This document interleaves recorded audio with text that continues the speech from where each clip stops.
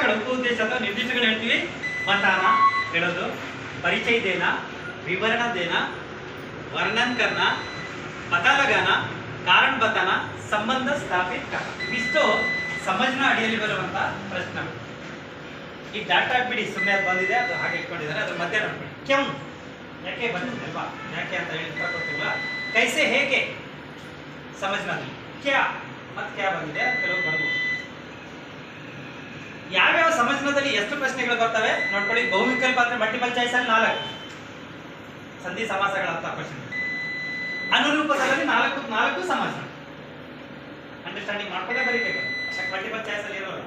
ಹಾಗಾಗಿ 1 ಮಾರ್ಕ್ಸ್ ಇಂದ 2 ಕ್ವಶನ್ ಇರುತ್ತೆ. ಒಂದೊಂದು ಮಾರ್ಕ್ಸ್ 4 ಕ್ವಶನ್ ಇರ್ತಲ್ಲ, 2 ಮಾರ್ಕ್ಸ್ ಇಲ್ಲಿ ಬರುತ್ತೆ. 2 ಸ್ಮರಣೆ.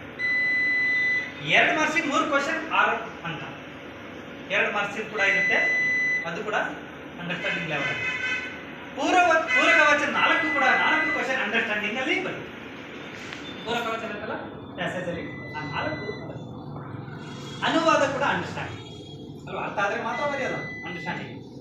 ಹಾಗಾಗಿ ಅನುವಾದ ಇಲ್ಲ, ಕನ್ನಡ ಅನುವಾದ ಇದೆಯಲ್ಲ 3 ಮಾರ್ಕ್ಸ್ ಅದು ಫುಲ್ ಅಲ್ಲಿ. ಪ್ಯಾಸೇಜ್ ಅಪಠಿತ ಗದ್ಯ ಅಲ್ಲ, ಅದು ಪ್ಯಾಸೇಜ್ ಅಲ್ಲ, ಪೂರಕ ವಚನ ಅಂದ್ರೆ 2 ಪಾರ್ಟ್.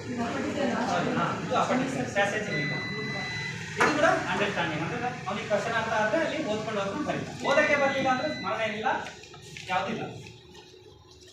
ಇದರ ಆಧಾರದ ಮೇಲೆ ಸಮಜ್ನ 2 ಉದ್ದೇಶಗಳ 2 ಸ್ಮರಣ ಆಯಿತು, ಅಂಡರ್ಸ್ಟ್ಯಾಂಡಿಂಗ್.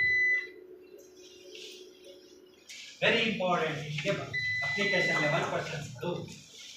ಓಕೆ, ಎಕ್ಸ್ಪ್ರೆಷನ್ अभिव्यक्ति ज्ञान और समझ के आगे का स्थान. ज्ञान इतना मतलब अंडरस्टैंडिंग इतना ಅದರ ನೆಕ್ಸ್ಟ್ ಲೆವೆಲ್ ಯಾವುದು अभिव्यक्ति ಅಂತ ಕರೀತೀವಿ. ನೋಡಿ ಅದರಲ್ಲಿ ನಿರ್ದಿಷ್ಟಗಳು ಯಾವುವು? उसमें निर्दिष्ट है विवरण देना, वर्णन करना, इल्लू का वर्णन कीजिए, स्पष्ट करना और समर्थन करना. ಸಮರ್ಥನೆ ಮಾಡ್ಕೊಳ್ಳಿ ಆ ಕ್ವಶನ್ಸ್. ಅದಕ್ಕೆ ಒಂದಿಷ್ಟು ಕ್ವಶನ್ಸ್ ಅಲ್ಲಿ ಸುಮ್ಮನೆ ಒಂದು ಉದಾಹರಣೆಗೆ ಎಕ್ಸಾಂಪಲ್ ಕೊಡಲಾಗಿದೆ. ಒಂದು ಕ್ವಶನ್, पहला क्वेश्चन है बसंत नोट बुलाकर वापस क्यों नहीं लौटा, कारण स्पष्ट. सगला प्रश्न यही है कि सीधा प्रश्न है, बसंत ईमानदार लड़का है कैसे, यही क्वेश्चन नोट्स में है ना. अगर एप्लीकेशन लेवल प्रश्न होता ऐसा होता, बसंत नोट बुलाकर वापस क्यों नहीं लौटा, कारण. उत्तर ये क्या है ना, बसंत ईमानदार लड़का है, वही उत्तर इसमें निहित है. ठीक है. और एक क्वेश्चन है, लेखिका ने गिल्लू के प्राण कैसे बचाए बताए. ಅದು ಸೇಮ್ ಸೀದಾ ಇದೆ. ಒಂದು ಇರಲಿ ಅಥವಾ ಒಂದು ಅದರಲ್ಲಿ ಬೇಕಾದ್ರೆ ನೀವು ಚೇಂಜಸ್ ಮಾಡಿ ಕ್ವಶನ್ಸ್ ಹೇಗೆ ಬೇಕಾದ್ರೆ ಕೇಳಿ, ಮಕ್ಕಳಿಗೆ ಬೇರೆ ಬೇರೆ ತರ ಕೇಳಿ. ಅಥವಾ ಇದು काश्मीर सेब वाली क्वेश्चन, सेब वाला और मिठाई वाले का दोनों में तुलना कीजिए. इतना होलिके ಮಾಡಿ ಹೆಂಗಿದೆ. सेब वाला धोखेबाज है, मिठाई वाला ईमानदार.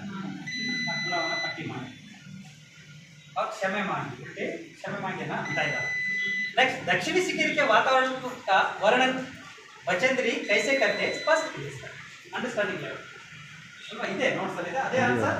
ಕ್ವಶನ್ಸ್ ಮಾತ್ರ ಸ್ವಲ್ಪ ಉಲ್ಟಾ ಪಲ್ಟಾ ಇರ್ತದೆ. ಯಾವ ತರ ಬಂದ್ರು ಮಕ್ಕಳು ಬರಿಬಹುದು ನೋಡಿ. ಅಲ್ಲಿ ಊರು ಬರೆಯೋದೇ ಇಲ್ಲ, ಶೀಶೆ ಜೈಸೆ